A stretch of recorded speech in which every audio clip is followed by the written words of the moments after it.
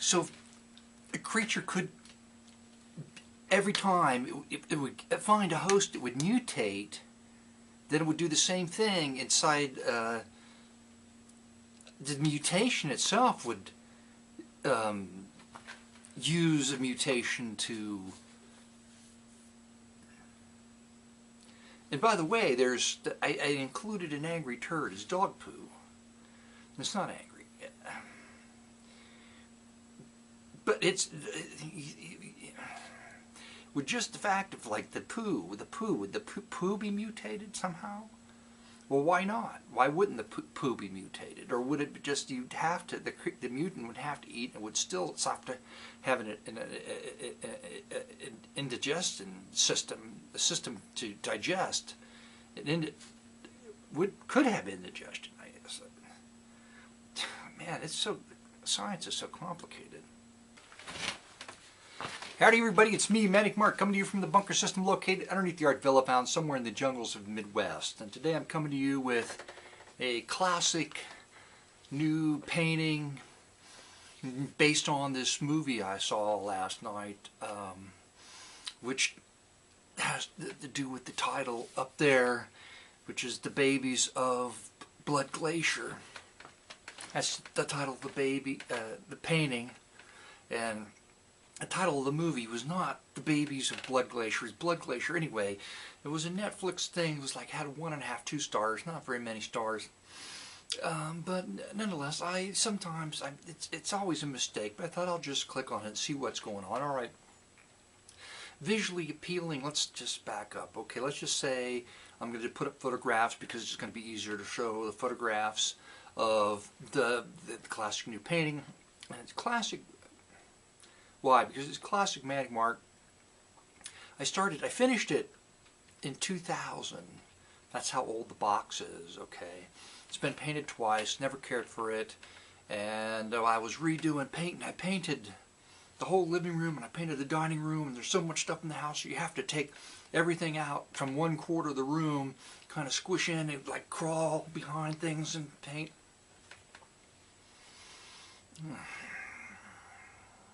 Anyway, okay, so I decided I didn't like it anymore. I was going to bring it down, and so anyway. But I never knew what to do with the damn thing, right? Okay, as far as painting's concerned, until I saw this movie last night. So it happened that this box was down here, all just primed. I just primed the whole thing, and I watched the movie, and I thought, aha! I blended the two together. I came up with The Babies of Blood Glacier. Because why? I'm going to spoil the movie. I'm just going to tell you what the deal is, because when you look at the painting anyway, it's visually well done, I think. Visually well done. It's kind of a low budget because the monsters are sort of clunky, you know, here and there. It's subtitled. Okay, so I put the movie on and they're speaking German or something like that, okay, because it says German, I think, in it. And I was like, oh no, we got to go back. But the titles are in English, okay, which is really weird. So right, I go back, I click on audio dubbing for English, and I click back and I'm watching. It's like, they just look like cartoon. They sound like cartoon characters, you know. The lip syncing, there's no way it can match up. So I go back and I click on subtitles. This is the beauty of Netflix, having all these options. So I like listening to them speaking in their native tongue in the film, but reading the subtitles is okay by me. I'm all right with that subtitle thing. Now, okay. So, like I said, it's visually, the camera work and everything, and the location, which is an actual, like, kind of glacier or somewhere, or, you know, up in the mountains. That's nice to look at, okay? Then, you know, the glacier, when they show it with the blood, it's like I said, it wasn't a huge budget, so it's anyway. But go on. So, but as I watched the movie and I got through it, there's like these spots I'm thinking. But overnight, I'm thinking, wow, it was like a masterpiece of bad movie making, and it's not like traditional. Bad is good movie making, because the whole thing seems to be okay as you go through it. I mean, you know, the science fiction horror, deal if you watch a lot of that, okay. But then you start thinking about how not really good it is, and it becomes more fabulous in your head. Later, it's like a joke that you don't quite get until the next day. It's like, aha, that was so funny. So the characters are like, it's weird because the women are all dominant and the men all seem kind of like wimpish, a little bit wimpish, it's kind of subdominant. And like, well, why shouldn't that be, Mark? Because, you know, but it's the women are kind of like crazy out. Well, everybody's crazy, but the women are like, so they have, it's all based on warming, the Earth's warming, climate change, and they have this government minister that comes in. She's a woman, and she's like screaming and smacking people around. You know, probably, you know, but they're all just like yelling, and it's not the kind of stereotypes you would typically see in an American movie. Okay.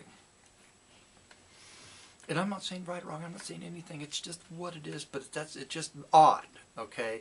So that stands out, and then there's these weird things that happen. Okay, so the premise of the movie is that there's this blood thing, genetic deal, and it's melted out of the glacier, and it's coming out, and any of the natural things in the environment, like a fox or bugs or stuff, when this thing gets in it, and it mutates, and it causes the thing, like to incubate, it uses the creature as a host and explodes out of the stomach, and this horrible thing, and they grow really fast. So there's all these and they're vicious as hell, okay, of course, well, it's a horror movie, science fiction horror movie. And there's a reason for me to mention that. There's these giant creatures, they try to get locked and get smashed, and people are running around and going crazy. Anyway, I won't go through the whole thing. But at the end, okay, well, first of all, the guy's dog gets bitten by the thing that comes out of this fox, and then the dog like licks the guy who's hit his head and cut his head. Strangely enough, he doesn't birth anything out of his stomach, but apparently, well, the dog gets his genome sequenced through his blood inside him, and at the end of the movie, bursting forth, you don't see it, but bursting, because there's a reason for it, because he and his love interest, they have this dog, and they love it, and so you feel sorry for the dog. So I think they try to write the thing so they don't want to show the dog like bursting, like open, the stomach bursting over and have this thing. So it's like just before they leave, and then it's like, what is it? It's like a little puppy baby. And the guy takes a screwdriver and he wants to kill it, and his girlfriend says, no, don't do that. You can't kill she doesn't say it, but she just says no. And it's like his son is a baby, like a human baby, and a puppy, blended together. You know that Animal Planet show where they have all the kittens and it's titled Super Cute or something like that? Well, what could be more super cute than a human baby and a puppy blended together?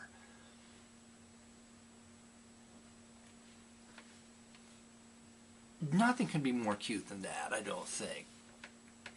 So they have the general scientist thing in it where, oh, don't tell the minister we discovered, you know, this new life form and we have to study it. It's like this scientist vanity thing, plot line that's played out through hundreds of B science fiction movies, and but does it really matter that they do this, because everything's going crazy anyway? So, but the point is, the scientist, so there's one scientist left too. Well, you know, the woman's working for them anyway. They take the baby and put it on a helicopter. They secret it aboard in the helicopter, and they're going to fly back to humanity with this thing, as scientists, they know nothing about. It's carrying this mutating thing, and you think, but the point is, if all these creatures are ugly and horrible, and they're coming out and they're attacking people, and they're vicious and fast, and what's the deal with the puppy baby, or the human baby puppy blend? He's like, I'm so cute. But is he? How come he doesn't just immediately rip into their flesh and eat them, and then another thing pops out, you know? But that's, why aren't they thinking about that? They're scientists. So that's what this video is about. It's about this new painting, the babies of Blood Glacier.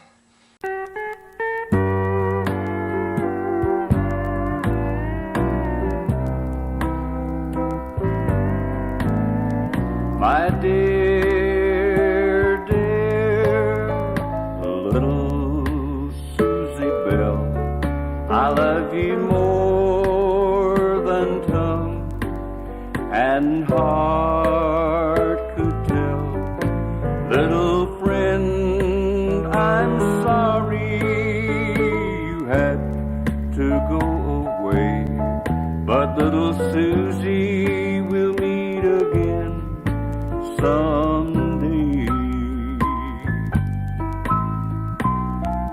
When I saw this ad in the newspaper about little dogs for sale, I went to see about them, and all the rest ran away but Susie. And you looked up at me as if to say, I will love you and you will love me. So I said, that's my dog.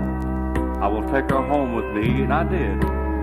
When she did wrong, I talked to her and told her what was right, and she knew what I said. She learned to use the bathroom on a towel, and all I had to do was wash it out in a bucket. The only time she didn't sleep with me was when she had babies, and I told her she would have to sleep with the babies, keep them warm and feed them, so she did, but she didn't like it. She learned to play ball too. I bought her a hard rubber ball to chew. And when she was cutting teeth, she chewed on the ball. She would take the ball and come drop it on my lap when she wanted to play ball. I made a child out of her instead of a dog. She didn't bark till she was 3 years old. Susie loved to go fishing. She would bark when the cork bobbled. She thought there was a fish on the line. One Saturday, she and a friend of ours went fishing at Lost Lake in Columbus, Georgia. It turned cold and we had our shorts on, and Connie said we'd better go. So I said, wait just a few more minutes and maybe we'll catch another one or two. And we'll have enough for supper. Susie was missing. I laid my pole down to go look for her, and here she comes with a fish in her mouth. It was wiggling at both ends. She laid the fish down at my feet as if to say, here's another one for supper. So Connie, my friend, said, was I going to go and the people that caught the fish that my dog had stole one? I said, no, I'm going to put it on the string for Susie's supper, and I did. But when I took up my pole, I had a nice trout on the line. So we had enough for supper, and some left. And Susie had enough for supper too. As time went on, Susie and me, we got older. She was 10 years old or older. She had falling spells, and I took her to the vet, and he said she had palsy and distemper. She had took all her shots, and I couldn't stand to see her suffer. She wouldn't eat. She was dying a little every day. So I told the vet to put her to sleep. There was nothing the vet could do. She was in my arms when she died. I buried her in our flower garden. She loved flowers too. We shared such love for each other. We shall meet again in heaven, I know. Dear little Susie Bell, we loved each other so much. Life has not been the same without you. Susie